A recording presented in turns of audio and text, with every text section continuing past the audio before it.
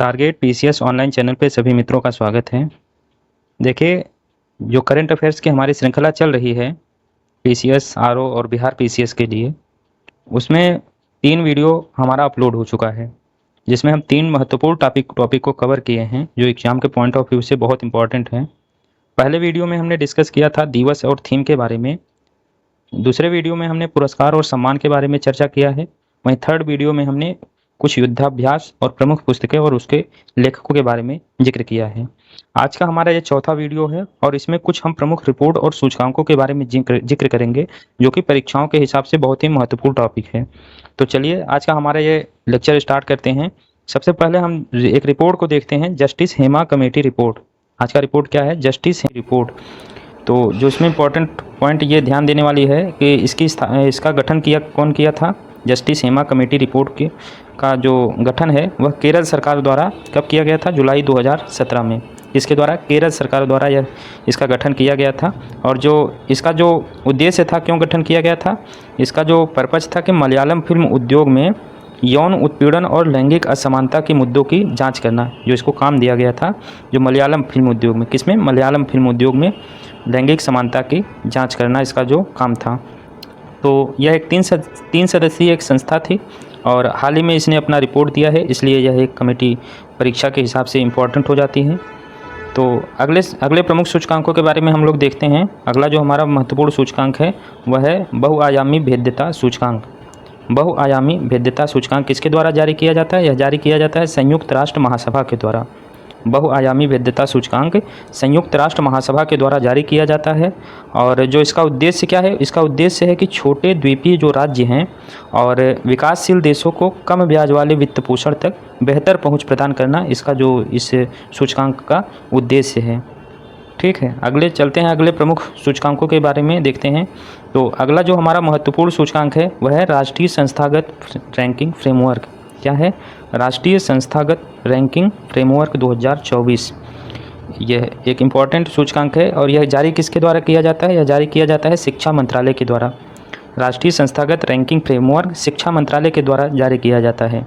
इसमें जो ध्यान देने वाली एक बात यह है कि आईआईटी मद्रास जो है वह लगातार 6वें वर्ष इसमें टॉप किया है। ओवरऑल कैटेगरी में आईआईटी मद्रास जो है वह पहले स्थान पे रहा है। इस बॉक्स को हम लोग देखते हैं कि अगर टॉप 3 जो ओवरऑल कैटेगरी में टॉप 3 संस्थानों के बारे में अगर हम देखते हैं तो पहले स्थान पे आईआईटी मद्रास है, दूसरे स्थान पर भारतीय विज्ञान संस्थान बेंगलुरु है। भारतीय विज्ञान संस्थान बेंगलुरु है। वहीं थर्ड स्थान पे आईआईटी बॉम्बे इसके तीसरे स्थान पर है। कुछ हम और इसके दूसरे बॉक्स पे चलते हैं। दूसरे लिस्ट में हम देखते हैं अगर इंजीनियरिंग कैटेगरी में बात किया जाए, इंजीनियरिंग कैटेगरी में पहले स्थान पर है आईआईटी मद्रास, सेकंड पोजीशन पे है आईआईटी दिल्ली और थर्ड पोजीशन पे है आईआईटी बॉम्बे। टॉप 3 अगर इंजीनियरिंग संस्थाओं के बारे में बात किया जाए तो आईआईटी मद्रास, आईआईटी दिल्ली और आईआईटी बॉम्बे है। विश्वविद्यालय स्तर पर अगर बात किया जाए तो आईआईसी जो भारतीय विज्ञान संस्थान बेंगलुरु है, आईआईएससी, वह टॉप किया है। भारतीय विज्ञान संस्थान बेंगलुरु इसमें विश्वविद्यालय स्तर पे पहले स्थान पर है। वहीं जेएनयू दूसरे स्थान पर है और जो जामिया मिलिया इस्लामिया है वह थर्ड पोजीशन इसमें पाया हुआ है। एक और हम देखते हैं इसमें मेडिकल कॉलेज में एम्स दिल्ली पहले स्थान पर है। कॉलेज में अगर हम देखते हैं तो हिंदू कॉलेज दिल्ली जो है वह टॉप किया है। राज्य विश्वविद्यालय स्तर पर हम देखते हैं तो अन्ना विश्वविद्यालय बेंगलुरु पहले स्थान पर है और मुक्त विश्वविद्यालय में देखते हैं तो इग्नू पहले स्थान पर है। यही इन दोनों श्रेणियों को पहली बार शामिल किया गया है, इसलिए ये दोनों ही पॉइंट एग्जाम के लिहाज से बहुत ही इंपॉर्टेंट है। बाकी आप लोग एक बार इस लिस्ट को देख लीजिए, यह सूचकांक एग्जाम के दृष्टि से बहुत ही महत्वपूर्ण है। चलते हैं हम अगले अपने प्रमुख सूचकांकों के बारे में। हमारा अगला प्रमुख सूचकांक है ग्लोबल 500 शीर्ष 10 देशों की सूची। फॉर्च्यून ग्लोबल 500 शीर्ष 10 देशों की सूची।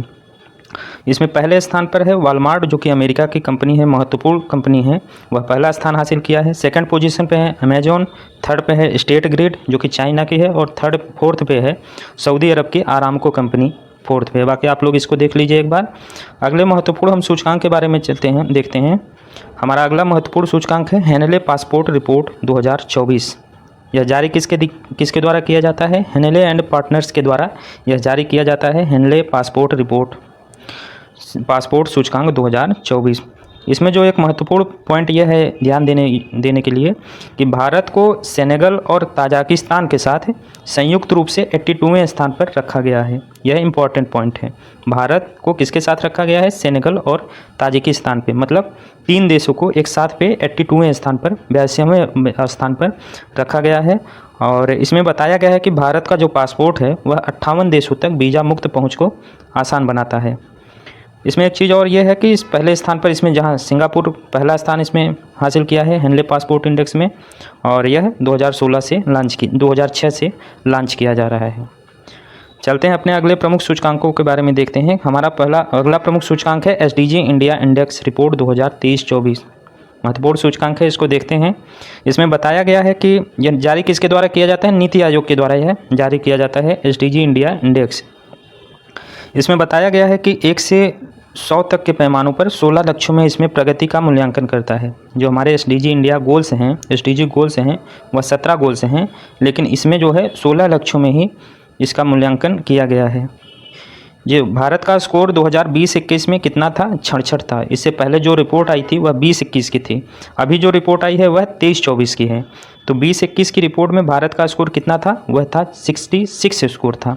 अभी जो रिपोर्ट आई है 23-24 में, उसमें भारत का अंक कितना है? जो भारत का स्कोर है वह 71 हो गया, मतलब 5 अंकों की वृद्धि इसमें देखी गई है। और इसमें इंपॉर्टेंट पॉइंट देखते हैं। जो इसमें बताया गया है कि लक्ष्य 1 SDG गोल 1 में क्या दिया गया है? गरीबी उन्मूलन। और लक्ष्य 8 में दिया गया है आर्थिक विकास। लक्ष्य 13 में दिया गया है जलवायु कार्रवाई, जलवायु परिवर्तन। और लक्ष्य 15 में दिया गया है भूमि पर जीवन। इन चारों लक्ष्यों में उल्लेखनीय प्रगति देखी गई है। भारत में उल्लेखनीय प्रगति देखी गई इन चारों लक्ष्यों में।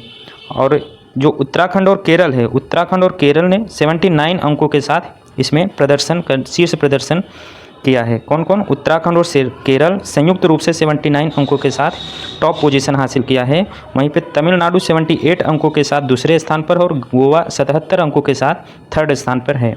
अगर टॉप राज्यों की बात करें तो उत्तराखंड और केरल को संयुक्त रूप से टॉप स्थान दिया गया है, टॉप पोजीशन हासिल किए हैं। अंतिम पॉइंट इसमें हम देखते हैं कि बिहार, झारखंड और नागालैंड इस सबसे खराब प्रदर्शन करने वाले राज्य बने हैं। अगला हम पॉइंट देखते हैं उत्तर प्रदेश के। चूँकि उत्तर प्रदेश के में परीक्षाओं के हिसाब से एक महत्वपूर्ण पॉइंट यह है कि उत्तर प्रदेश ने 2020-21 में कितना रैंक हासिल किया था? 60 था, 60 स्कोर था इसका।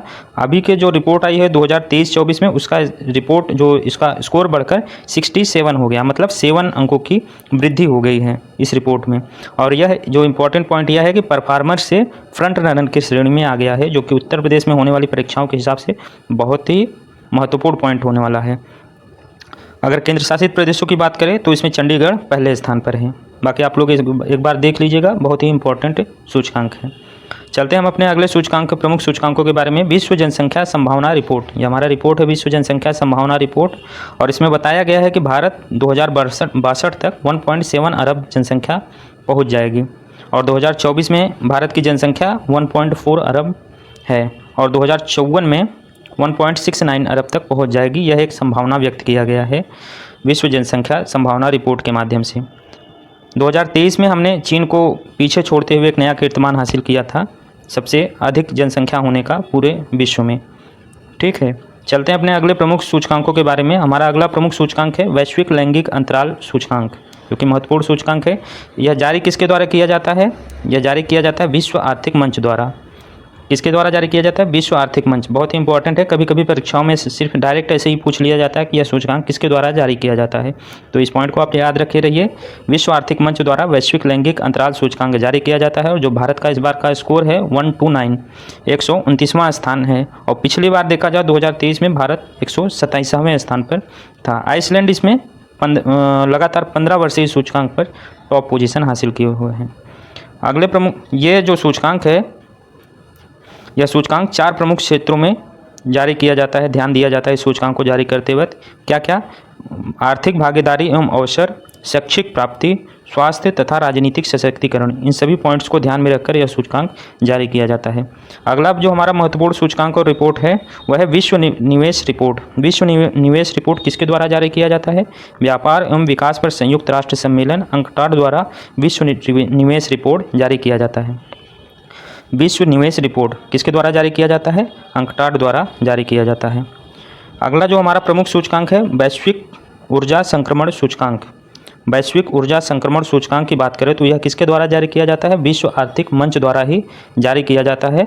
और इसमें इस बार के 2024 के सूचकांक में भारत का जो स्कोर है वह 63 रैंक भारत को दिया गया है। अगला हमारा महत्वपूर्ण सूचकांक है पर्यावरण प्रदर्शन सूचकांक। पर्यावरण प्रदर्शन सूचकांक में 2024 किसके द्वारा जारी किया जाता है? अमेरिका के येल विश्वविद्यालय द्वारा यह जारी किया जाता है। और इस बार 2024 में भारत का जो रैंक है 176 स्थान भारत का प्राप्त है पर्यावरण प्रदर्शन सूचकांक में 176। अब इनका मानक क्या है? 180 देशों को इसमें शामिल ही किया जाता है और भारत का स्थान ही 176 है। तो यह कहीं एक रिपोर्ट के हिसाब से बहुत ही सोचनीय विषय है। अगले प्रमुख सूचकांक के बारे में हम देखते हैं सतत विकास रिपोर्ट। सतत विकास रिपोर्ट किसके द्वारा जारी किया जाता है? संयुक्त राष्ट्र की एक एजेंसी है सतत विकास समाधान नेटवर्क SDSN द्वारा जारी किया जाता है। और जो भारत का इस बार का स्कोर है वह 109वां स्कोर है। भारत का जो इस बार का स्कोर है वह 109वां है। और इसमें बताया गया है कि 2030 तक वैश्विक स्तर पर केवल 16% SDG लक्ष्य पूरे होने की राह पर है। जो हमारे 17 गोल है SDG को 2030 तक जो इसे पूरा करना है उसमें बताया गया है कि केवल 16% लक्ष्य प्राप्त करने की दिशा में 2030 तक हम इस समय हैं और 44% में उलटफेर दिख रहा है। हमारा जो रैंक है वह कितना है? याद रखिएगा 109वां स्थान पे हम हैं। अगले प्रमुख सूचकांकों के बारे में हम देखते हैं container port performance index. Container port performance index किसके द्वारा जारी किया जाता है? यह जारी किया जाता है विश्व बैंक के साथ मिलकर SB ग्लोबल मार्केट इंटेलिजेंस विश्व बैंक के साथ मिलकर यह रिपोर्ट जारी करता है। और इसमें बताया गया है कि टॉप 100 में भारत के 9 बंदरगाह शामिल हैं। टॉप 100 में भारत के कितने शामिल हैं? 9 बंदरगाह शामिल हैं। और जो शीर्ष पे शामिल होने वाले बंदरगाह यांगसांग पोर्ट है, जो चाइना का पोर्ट है, वह टॉप पोजीशन बनाया हुआ है।